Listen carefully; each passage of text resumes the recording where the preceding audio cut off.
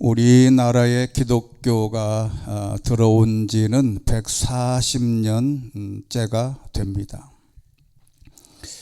그런데 우리나라에서 첫 번째 기독교인 순교자가 누구인지 혹시 알고 있는 사람이 있을까요? 그 이전에 천주교가 들어와서 천주교의 순교자들은 많았는데 개신교, 우리 기독교 순교자는 우리나라 사람이 아닙니다.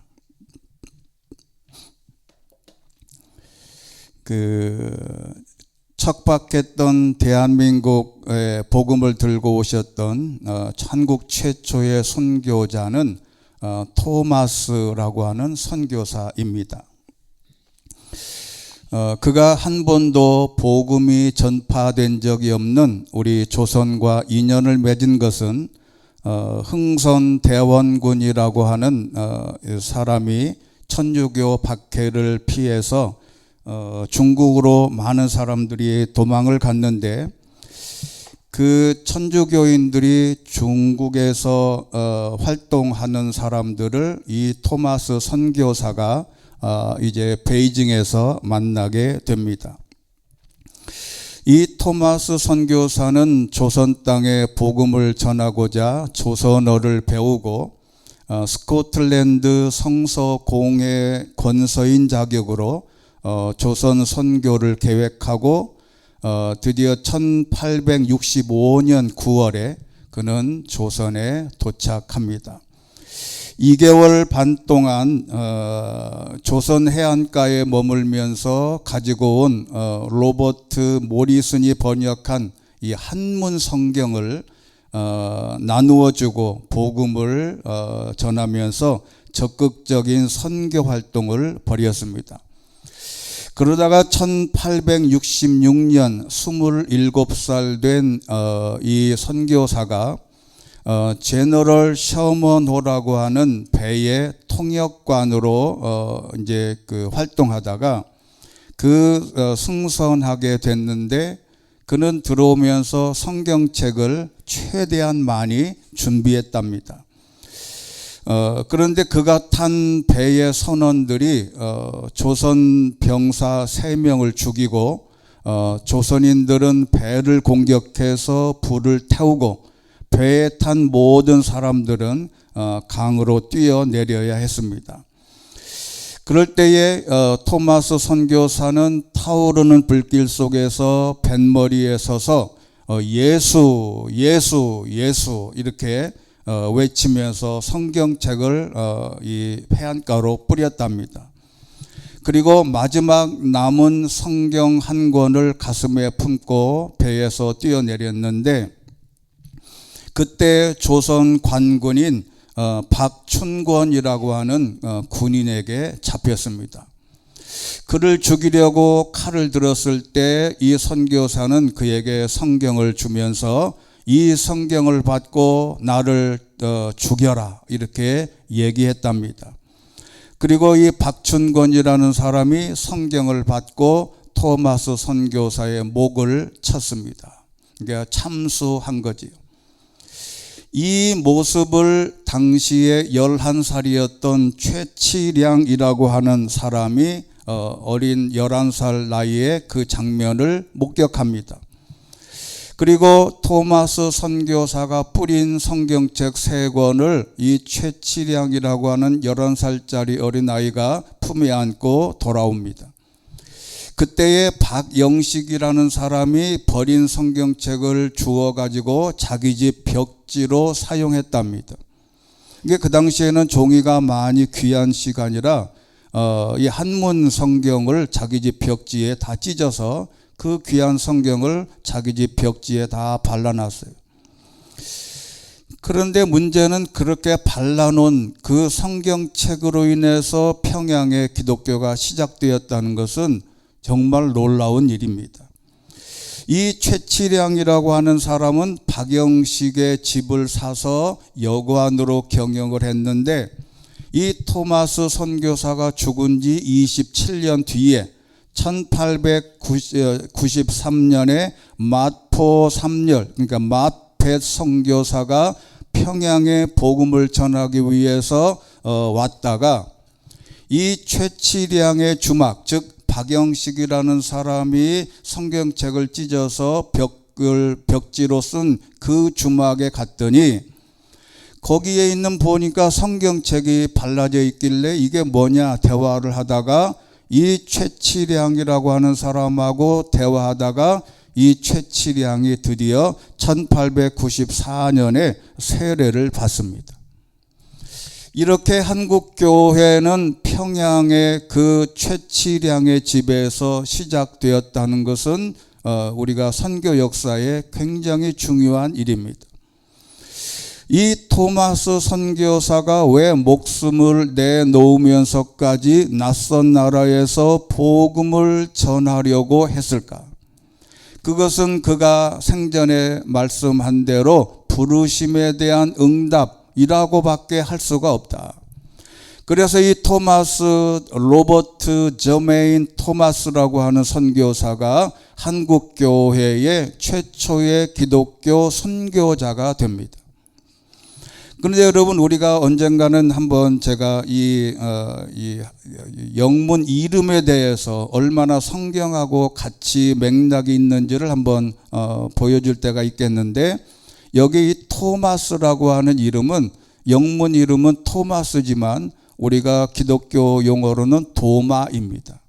이게 토마스가 도마예요. 그러니까 이 도마라고 하는 사람이 예를 들어서 존 F 케네디 할 때 존은 요한이거든요. 영문 이름으로 하니까 성경의 용어와 달라서 전혀 별개로 생각하지만 토마스는 도마입니다. 예수님의 십자가 돌아가신 후 마지막까지 의심을 풀었던 사람이 도마인데 이 도마의 이름을 따서 지은 서양 이름들이 너무 많아요. 그래서 이 최초의 순교자가 이 모든 것이 자발적인 헌신으로 이루어진 피 흘림의 역사라는 것이 선교 역사입니다. 이 선교사의 헌신과 눈물겨운 복음 전파의 시작이나 예수님께서 비로소 십자가에 달려 죽으시기까지 잡히시던 날 밤의 결단이나 같은 맥락이라는 것을 알려주고 싶어서 소개한 것입니다. 선교사가 한국 조선 땅으로 가기로 마음먹은 것이나 예수님께서 잡히셔서 압송되는 과정 모두가 다 하나님이 주신 귀한 헌신의 마음, 즉 자발적인 헌신의 결단 때문이라는 거죠. 여러분, 신학적으로 하나님은 우리에게 소중한 자산을 선물하셨는데 그게 바로 자유의지입니다. 이 자유의지는 하나님은 인간을 로봇으로 창조하지 않으셨다는 가장 큰 증거입니다. 여러분, 사람은요, 태어날 때부터 자기 마음대로 하고 싶은 속성이 있습니다. 여러분, 어르신들은 다 어릴 때 자녀를 길러보셔서 아시겠지만 이 어린아이가 태어나서 어느 정도 의식을 갖게 되는 순간부터 이 아이들은 자기 마음대로 하려고 그래요. 여러분, 이게 너무너무 희한해요. 그러니까 어린아이들이건 어떤 생각을 갖고 있으면 하여튼 자기 마음대로 하고 싶어요. 그래서 누구든 자기 마음대로 하고 싶은, 그래서 자기 주도권을 행사하고 싶어 합니다. 그래서 권력을 잡으려고 하고 돈을 모으려고 해서 어떤 곳에 가든지 내 마음대로 하고 싶은 욕망이 너무너무 강해요. 그래서 너무 이 자기 주도권, 자기 하고 싶은 대로 하고 싶은 마음, 이게 자유의지입니다. 자, 오늘은 공부하는 의미로 이 자유의지에는 5가지 종류의 학문적인 어떤 분류가 있어요. 첫 번째는 윤리학에서는 외부의 제약이나 구속을 받지 않고 어떤 목적을 이루기 위해서 스스로 세우고 실행할 수 있는 의지를 갖고 있다. 그리고 심리학에서는 2가지 이상의 동기에 대한 선택과 결정은 본인이 선택할 수 있게 됐다. 그 다음에 철학에서는 유심론의 근거를 두어서 우주의 일체인 정신이 목적을 가지고 스스로 생각하고 결정하는 의지가 있다. 이게 뭐냐면 어떤 위치에 있든지 본인의 능력, 본인의 생각대로 행동하라는 것이죠. 여기 유심론이라고 하는 것은 우리가 한문을 이렇게 썼는데 물질을 정신의 산물이다. 이 말은 모든 중심은 마음이다. 그런 마음이에요. 그래서 모든 것은 물질이든 모든 것은 마음에서 온 거라는 철학적인 생각인데, 그 다음에 네 번째는 법률입니다. 이제 성년이 되면 정신에 이상이 있거나 장애가 없는 한 선악에 대해서 자기 스스로 판단할 수 있는 자유적인 정신 상태다. 근데 여러분, 요즘에 그래서 미성년자는 처벌하지 않습니다. 왜 그러냐면 아직 선악에 대해서 자기 판단을 할 수 없다고 그래서 처벌하지 않아요. 더군다나 14세 미만은 촉법 소년이라는 이름을 붙여서 살인을 해도 처벌하지 않습니다. 왜냐하면 아직 성인이 선과 악을 구분할 수 있는 능력이 없다. 사람을 죽여놓고도 이게 선인지 악인지 모르는 이런 거기 때문에 촉법 소년은 죄를 지어도 처벌하지 않습니다. 자, 그리고 다섯 번째는 종교, 특히 기독교인데, 기독교에서는 어떠한 외부적인 영향이 없이도 인간 스스로 구원과 선을 선택할 수 있는 능력이 있다는 겁니다. 여러분, 하나님에 의해 좌우되지 않고 인간 스스로 생각에 따라 행동할 수 있는 의지가 있다. 이것이 바로 하나님이 인간을 창조할 때 인간에게 부여한 최대의 선물이 바로 이것입니다. 자, 그러면 우리가 많은 사람들이 성경을 읽다가 그렇게 말해요. 아담과 하와가 선악과를 따먹을 줄 뻔히 알고 하나님이 왜 그렇게 선악과를 만들어 놓고 죄 짓도록 만들어 놨냐.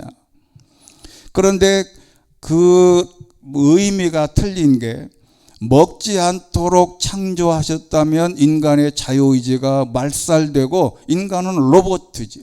그러니까 하나님이 로봇 기계를 리모트 컨트롤을 가지고 이거 해라 저거 해라 이거 해라 저거 해라 하면 그대로 따라가는 것이 아니라 인간은 로봇이 아니라는 것을 우리가 알 수가 있습니다.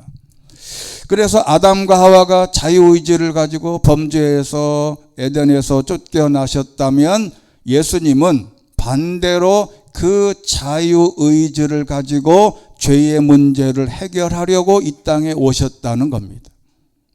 여러분, 이것이 고린도전서 15장 22절 말씀 같이 한번 읽겠습니다. 시작.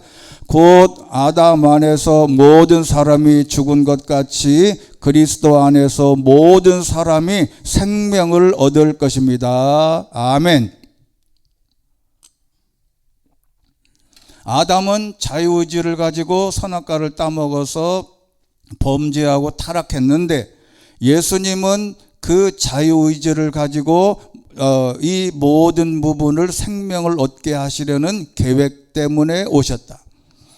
그래서 이것을 로마서 5장 19절에는 이렇게 표현하고 있습니다. 같이 읽습니다. 시작. 한 사람의 불순종으로 인해 많은 사람이 죄인이 된 것처럼 한 분의 순종으로 인해 많은 사람이 의인이 될 것입니다. 아멘.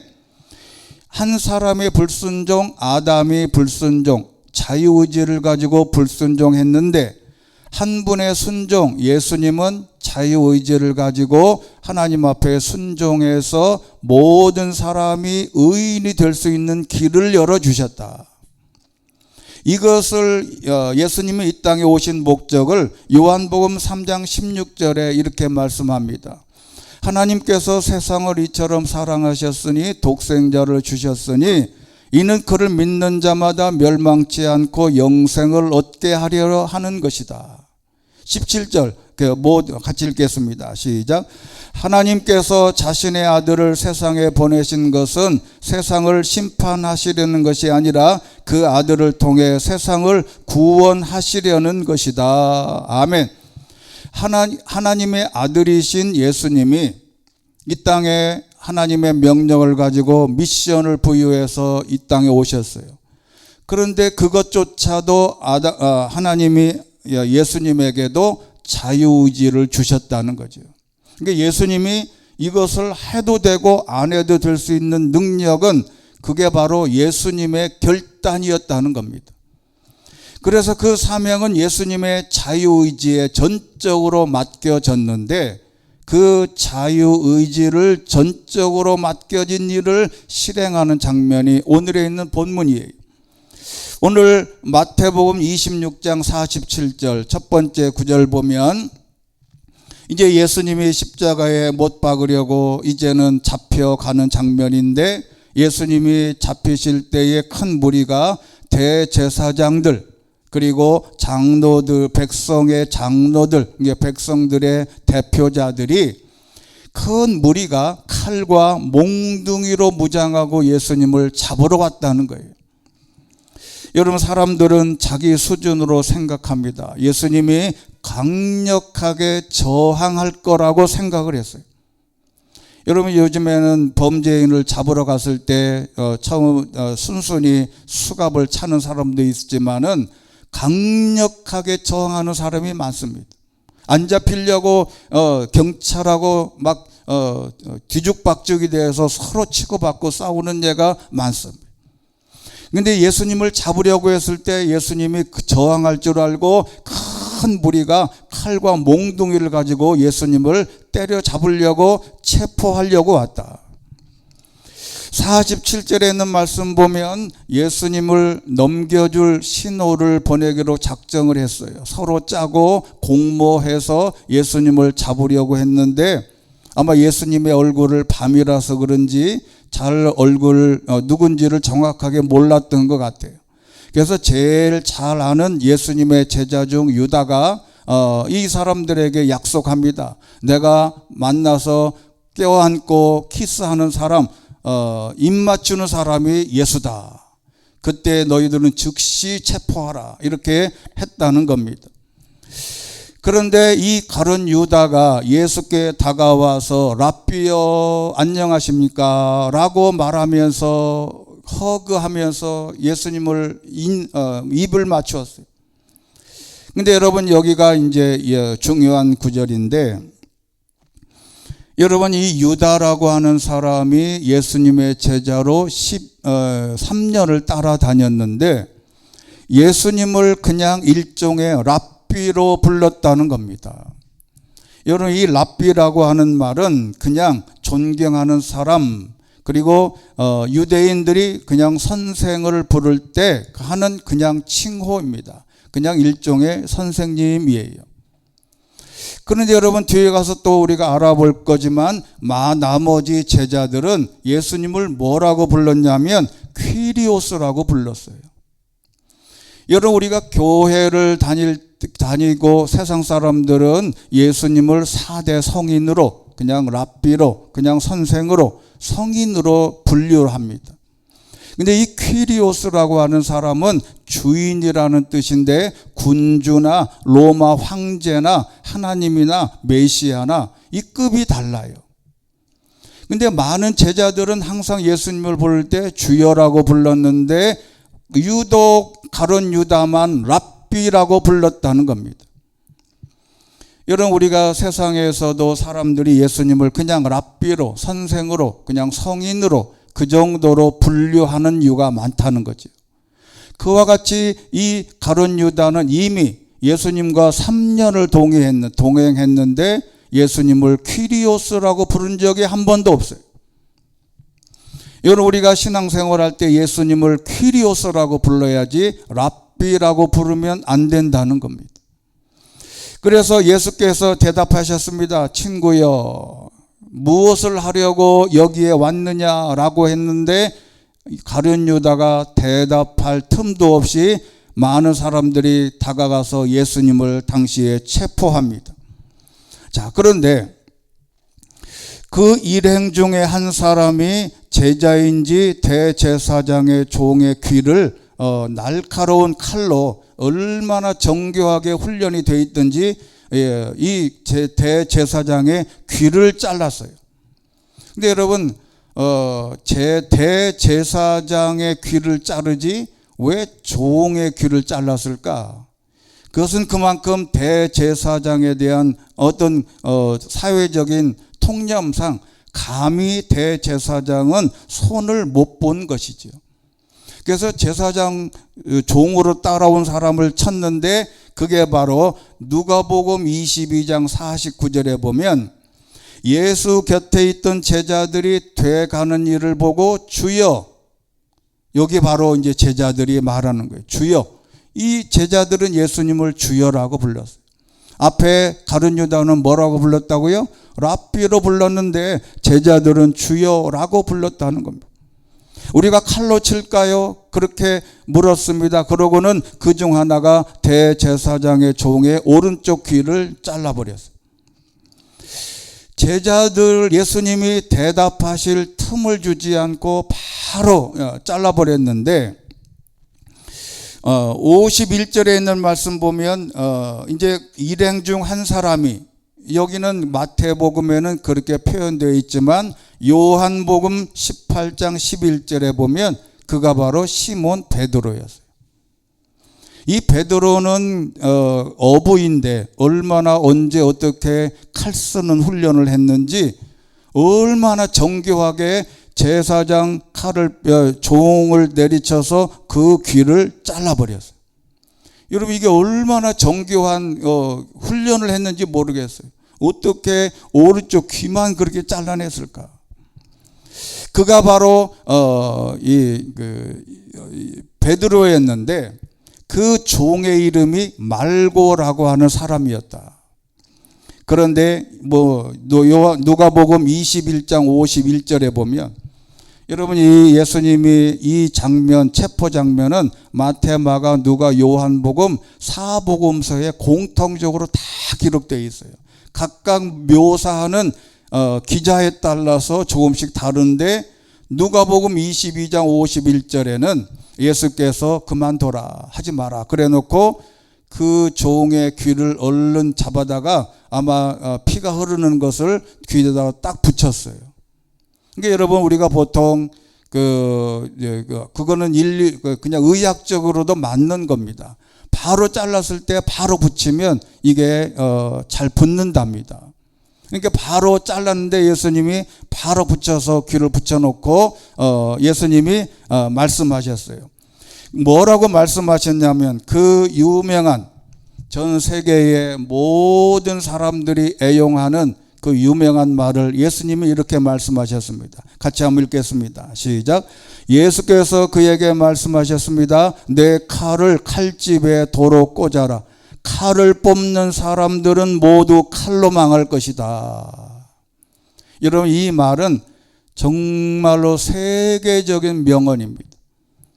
칼을 쓰는 사람은 칼로 망한다. 칼을 쓰는 사람은 자기 손을 다칠 수 있다. 인용되는 그 유명한 말이에요. 여러분, 세상의 이치입니다. 말을 잘못 쓰는 사람은 언젠가 그 말 때문에 망합니다. 여러분, 글을 쓰는 사람은 글을 한번 잘못 쓰면 그 글로 언젠가는 망해요. 여러분, 요즘에는 페이스북이다, SNS다, 자기의 생각을 막 올려요. 많은 사람들이 철없을 때 이 말 저 말 비난하는 말 욕지거리 잔뜩 올렸다가 요즘에 선거를 앞에 두고 보면 그게 발목이 돼서 눈앞에서 국회의원직이 날아가는 거지. 여러분, 이게 얼마나 안타까운 일이에요. 여러분, 그래서 웬만하면 SNS에 이런저런 올릴 필요가 없어요. 언젠가는 발목을 잡힌다니까. 여러분, 폭력을 쓰는 사람은 언젠가는 그 폭력으로 망한다. 더 중요한 것이 있습니다. 그 폭력을 쓰는 사람은 언젠가 폭력으로 망하게 되는 사회가 건전한 사회라는 것을 알아야 됩니다. 여전히 폭력과 칼을 쓰는 사람이 기세등등하게 살아간다면 그것은 민주사회나 도덕적인 종교적인 건전한 사회가 아니다. 예수님은 그 폭력을 쓰지 않고도 당당하게 견디셨다는 것이 정말 놀라워요. 여러분, 인도의 영웅 간디가 있습니다. 이분이 간디라는 영화에 보면 3시간짜리가 아주 세계적인 영화인데, 이분이 영국에서 변호사 자격을 얻어서 남아프리카 공화국에 파송됐습니다. 거기서 열차를 탔는데 흑인이라고 1등석에 티켓이 있음에도 불구하고 3등석으로 쫓아냈어요. 거기서 첫 장면에, 간디라는 영화의 첫 장면에 무슨 책을 읽고 가는 장면이 있는데, 그가 바로 마태복음 5장, 6장, 7장의 산상수훈이라. 그러니까 그 성경책을 읽는 장면을 일반적인 사람들은 그 책이 무슨 책인지 모르는 거지. 그게 바로 성경이었어요. 근데 이 간디가 그 성경을 읽고 다짐한 게 있습니다. 내가 여기서 이렇게 쫓겨나고 1등석 티켓이 있는데 3등석으로 쫓겨나면서 내가 변호사 짓을 해서 무슨 의미가 있을까? 나는 이제 영국으로 돌아가서 독립운동을 해야 되겠다. 다짐을 하고, 본인은 거기서 다짐한 게 있어요. 비폭력으로 내가 인도를 독립시키겠다. 내가 어떠한 위기에 어떤 것을 당하더라도 나는 폭력을 안 쓰겠다. 그런데 여러분, 우리나라는 언젠가부터 민주화운동 데모하면서 폭력을 너무 많이 써요. 민주화운동이 아닙니다. 민주화운동이라고 하는 것은 어떤 경우에서라도 내가 죽어도 폭력을 하면 안 된다. 우리나라는 데모하면서 민주화운동이라고 하면서 칼을 들고 죽창을 들고 그렇게 경찰들을 이렇게 못살게 굴고, 물론 경찰들도 잘못했지요. 얼마나 그 자기 민족을 그러면 되겠습니까? 그럼에도 불구하고 성경적인 것은 예수님이 하신 말씀대로 비폭력으로 언제든지 운동을 해야 된다. 이게 성경적인 가치입니다. 그래서 예수님께서 이렇게 말씀하셨어요. 이 53절 보면, 자, 시작. 내가 내 아버지께 청하면 당장 12군단보다 더 많은 천사들을 보내주실 수 있다는 것을 너희는 모르느냐. 내가 지금 당장 나를 몽둥이를 가지고 나를 체포하러 온 너희들, 내가 하늘의 천사들을 동원해서 물리칠 수도 있다. 이게 바로 레기온이라고 하는 군단이라고 하는 단어인데, 이 군단 1군단은 무장한 경보병 4,000에서 6,000명 정도, 약 한 4단 정도의 병력이에요. 여기에 중간에서 딱 5,000명만 해서 12를 곱하면 6만이요. 그러니까 천사의 6만의 천사들을 동원해서 너희들은 한순간에 내가 없애버릴 수 있다. 그런데 나는 그렇게 하지 않는다. 왜 안 하냐? 자신은 그 자유의지로 놀라운 선택을 했는데, 오늘 가장 핵심적인 54절입니다. 이 말씀이 눈물겨운 헌신의 자유의지를 사용한 최상급의 예수님의 선언이에요. 같이 읽겠습니다. 시작. 그러나 만일 그렇게 하면 성경에서 이런 일이 마땅히 일어나야 한다고 말한 것이 어떻게 이루어지겠느냐. 할렐루야. 성경의 뜻을 이루기 위해서는 나의 의지도 꺾고 하나님께 말씀에 순종하겠다는 결연한 의지입니다. 이거를 여기만 그런 게 아니에요. 예수님의 생애 가운데 자원에서 이 자유의지를 사용한 장면들이 너무너무 많은데, 대표적인 성경 구절 요한복음 17장 12절 말씀 같이 읽습니다. 시작.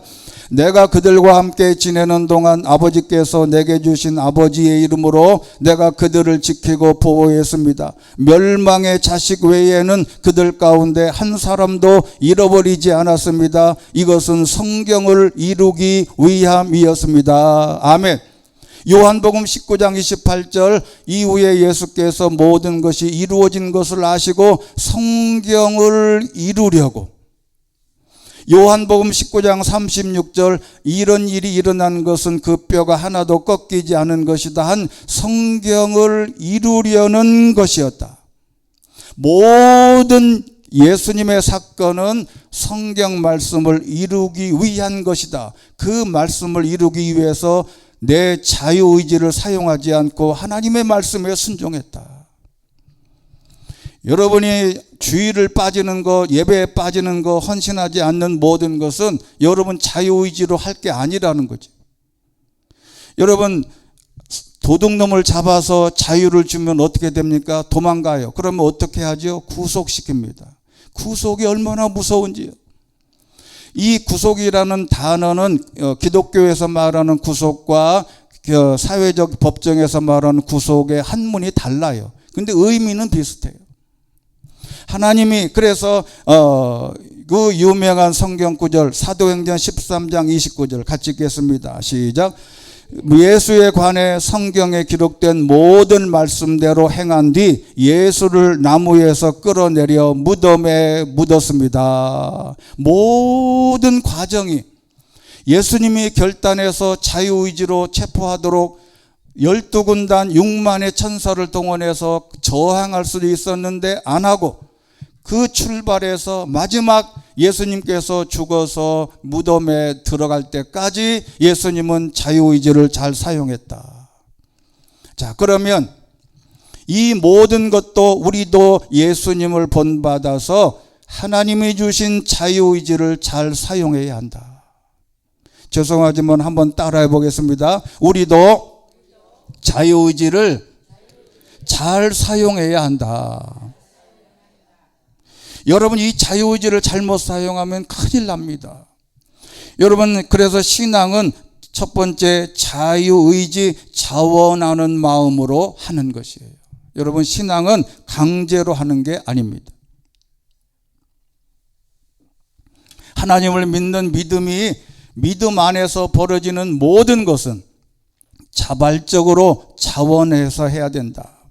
그리고 두 번째는 헌금과 헌물도 자유의지로 하는 거다. 여러분 성교회에서 이 헌금을 강요하는 것은 잘못된 거예요. 여러분 우리나라의 기독교에서 헌금의 종류가 누군가 세봤더니 87가지래요. 거기에 뭐 11조 감사 월정 뭐 무슨 헌금 해가지고 모두 다 세봤더니 87가지.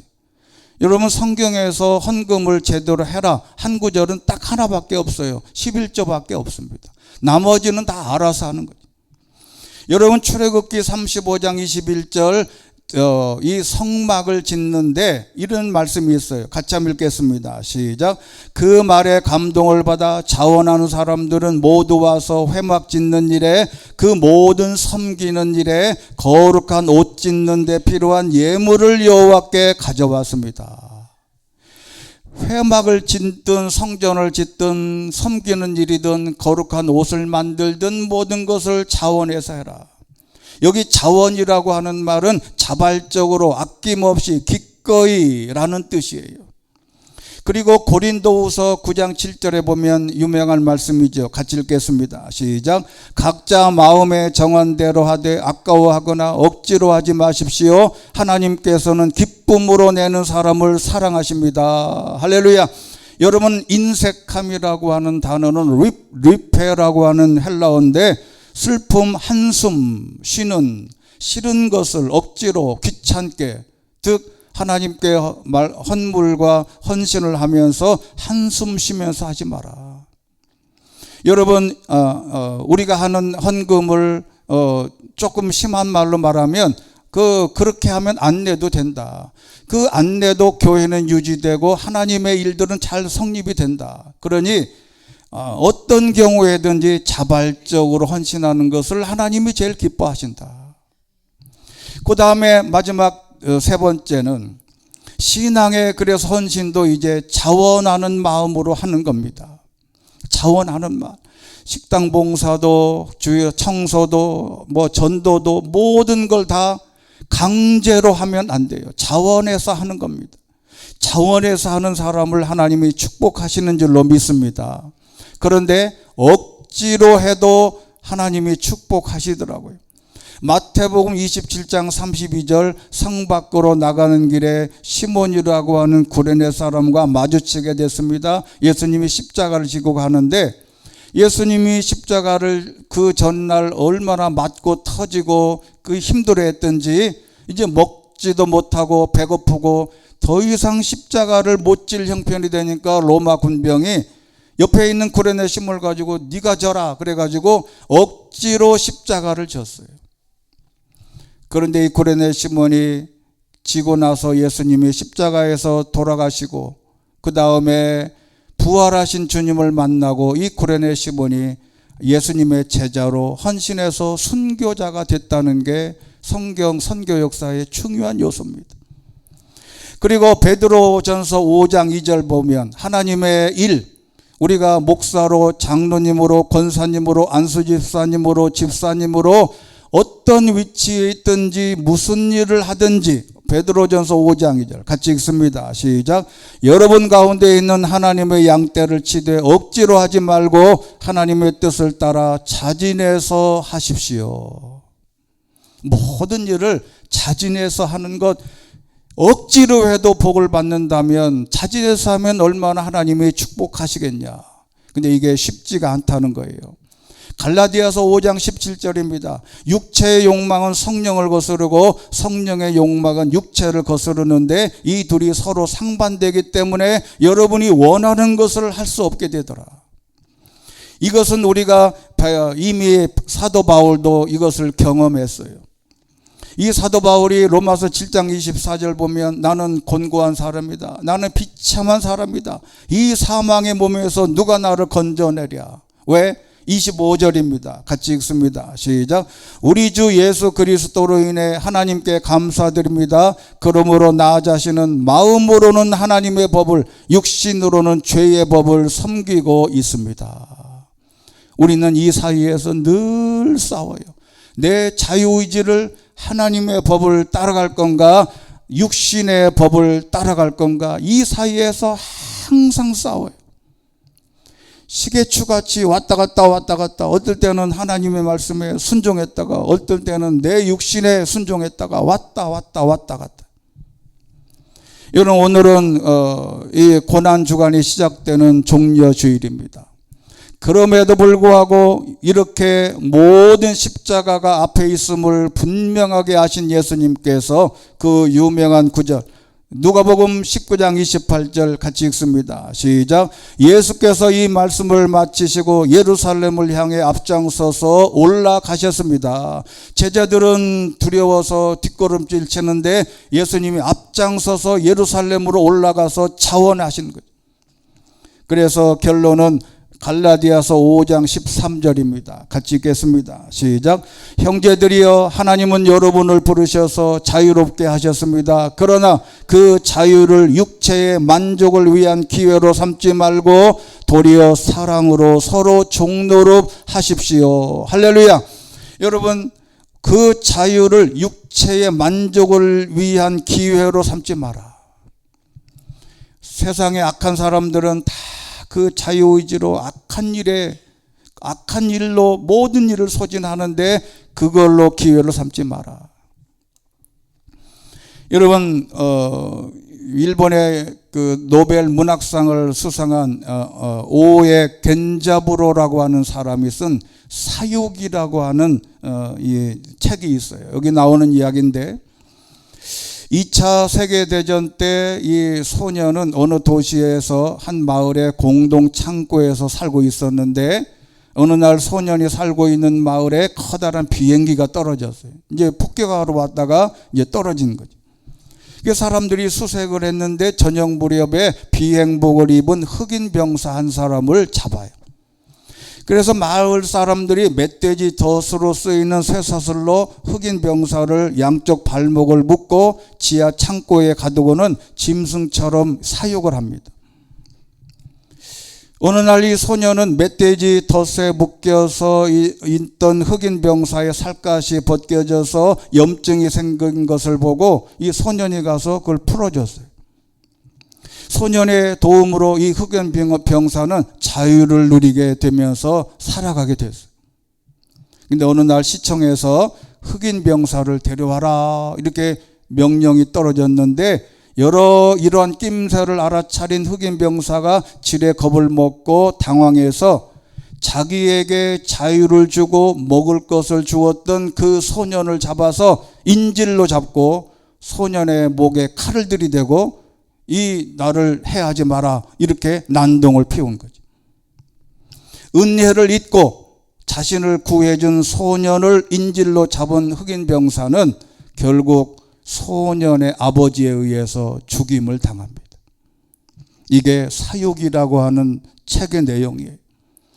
여러분, 결론은 하나님이 주신 자유의지, 내가 하나님이 나에게 주신 자유롭게 돌아다닐 수 있고 걸어 다닐 수 있고 뭔가를 내 마음대로 할 수 있는 그 모든 일을, 그 자유의지를 가지고 선하고 착하고 좋은 일, 하나님의 일, 하나님의 사역과 헌신 모두가 잘 사용해야 한다는 것이죠.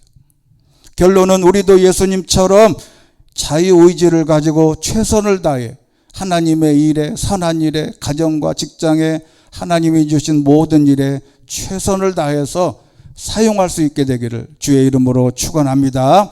전능하시고 자비로우신 하나님 아버지, 우리가 하나님이 주신 최고의 선물 자유의지를 가지고 아담은 실패했으나 예수님은 성공한 것을 성경에서 확인했습니다.